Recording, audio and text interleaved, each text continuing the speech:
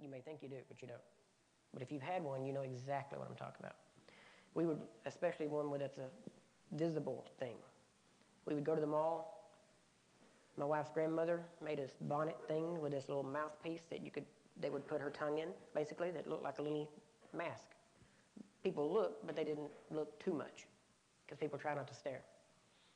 But we'd be strolling through the mall and we wouldn't know it, and she would get tired of this thing on her face and she would pull it off.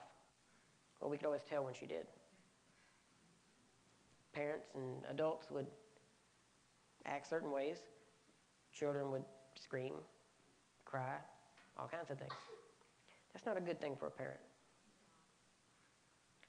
But then one day when I was in Sulphur, Louisiana, I was preaching. We were starting a church down there. And I went upstairs to visit. It was in an apartment. The kids were upstairs in the nursery that we had created. And my daughter was, I don't know, well, they had called me up there because of her, and she was crying or doing something. And when I went up there, I was talking to her, and she was almost 3, about 2.5, I guess. And I was in the room with her by myself, and she had pulled her bonnet thing off. And right in the middle of it, while I was talking to her, this other little girl walked in the door. Well, obviously, the little girl didn't mean anything by it, just a natural reaction. But she screamed because it scared her, because it was horrible. We have pictures. If I'd have brought them, you would. Very seldom have you ever seen anything like it. I'll just be honest with you. And what hit me was not the little girl screaming. That wasn't a thing. It was the first time I ever saw my daughter react to that, the way she did. And what she did was, all of us, she's standing here talking to me, and the little girl's that way, and she turned her head and covered. Now, for a parent, there's nothing like that. And when you look at something like that, and you can see the work that the enemy can do, especially on a child, and if you can't develop a hatred for him and all of his works, then you're already dead and you don't even know it. And that's the biggest problem in the church today, is we're complacent. Yes. And we put up with, and we keep putting up with, just because there's nobody there to strike a fire under us and to remind us of what needs to be done. That's my job. I'm here to remind you what needs to be done, that there are people out there that need you. People that if you don't touch them, they will die. It's that simple. Over the next 3 nights, I guess, we're going to be discussing some different things. I'm going to be sharing some testimonies and different things with you. But the only reason I share testimonies is because I want you to get an idea of what is going on in the real world. Because one thing I've found is most Christians have it in their head that whatever's going on in their city is the sum total of Christianity. They think this is what God is doing, and it's like this, and I'm telling you, God is moving. It is amazing what's going on. Well, when my daughter died, I'd been reading, studying, being taught faith by all of the top teachers. I'd been to every camp meeting. My daughter had been prayed for by every person, every big name ministry you can imagine. Every one of them, they know us today because of her. That's how, when they see me, they remember her. And when I stood at that gravesite that day, I stood there and I made a vow to God, and I said, God, there was no man there for me when I needed him. And what do I mean by that? Well, let me tell you. When she died, I was at work. My wife came and got me and told me that she was dead. My first response was, bless God, let's get on the phone. This is what we've been learning about faith, isn't it? We've been hearing you can heal the sick and raise the dead. About time we find somebody that can do it.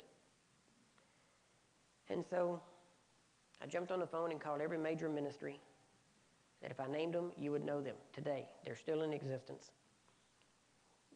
Without fail, everyone I called, first, number one, I didn't even get to the main person. I got to a secretary, and if at best I got to maybe the executive assistant secretary, but I never got to talk to the person. They were always too busy, gone in a conference, something. And I vowed then, that's why I said, there was no man there for me when I needed one. I said, I will be that man for somebody else someday. Teach me. And I started studying. And I started seeking out people. I have a history of seeking out people that are the best in their field and finding out what they do and how they do it. You say, well, that sounds real mechanical. Yeah. That's the way we're wired. We're humans. God made us this way. Okay? It's nothing wrong with it. He made you this way, unless you're too analytical to where you start trying to figure out every jot and tittle. And the problem with that is, that's when you become a Pharisee. Let me tell you, America is the most over-churched nation in the world. We are gospel hardened, and we wait for somebody to come along that's going to thrill me, chill me, give me goosebumps.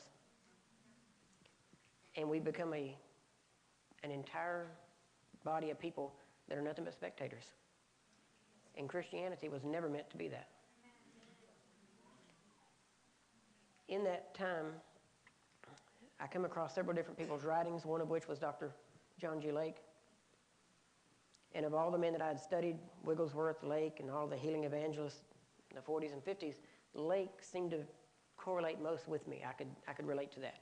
The man was very scientifically minded, and he wanted to know how and when and why, and he wanted to be able to reproduce it. And then I found out he developed some, what he called divine healing technicians, where he actually trained people to heal the sick. And I said, man, now that's what Jesus did. And I started studying this stuff, and I got a hold of several people. I tracked down people. I knew Dr. Lake was dead, so I started trying to track down the people that had associated with him. And at that time, there were still many of them alive, every one of which that I could track down, I've talked to, interviewed, questioned, grilled, drilled, you name it. I got every bit of information out of them I could. And then finally, I come across his son-in-law, who had picked up the ministry and was carrying it in name only. And during that time, we struck up a friendship, and over a period of about 5 years, I would call him every Monday on the telephone. And we would talk for about an hour, hour and a half, 2 hours, 3 hours, 4 hours, sometimes longer. And I would have all these questions written down. And I would ask the question, he'd answer it, and I was tape recording it. And then when we hung up, I would spend that week listening to his answers and writing a whole new set of questions. And next week, I'd be doing the same thing over again. Well, finally, whenever his wife Gertrude, which was Dr. Lake's daughter, passed away in '86, he was getting ready to retire, and he was praying about who to pass the ministry on. Well, because of a certain prophecy that Dr. Lake spoke in 1934, he had asked me several questions, specific questions about my testimony. And because of that way it lined up, he decided that after a period of prayer and fasting that he should pass it on to me.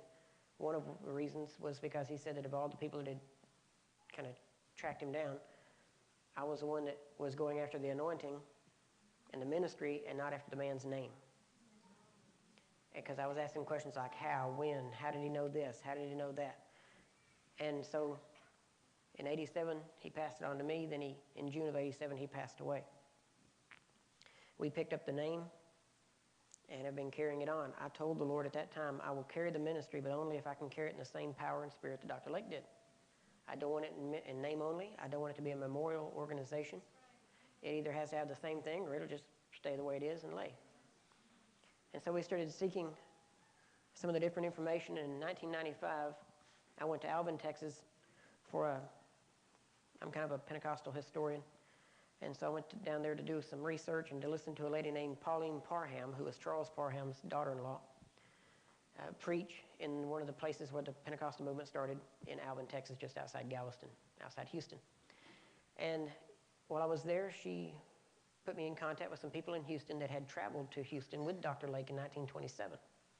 The lady was still in a nursing home there. And so I went over to visit her, started talking with her. And after a period of time, she said, well, all your questions, because I was, really grilling her. She said, all your questions would be answered if you just had the manual. And I acted like I knew what she was talking about, because, well, yeah, I just wish I knew where a copy of that was. She goes, well, I got one. I said, you do? She said, yeah. I said, can I see it? She said, you can see it, but you can't have it. And I said, well, what would I have to do to get it? She said, well, I'd have to die first, but with her. So here I am thinking, Lord, she's very old. Yeah.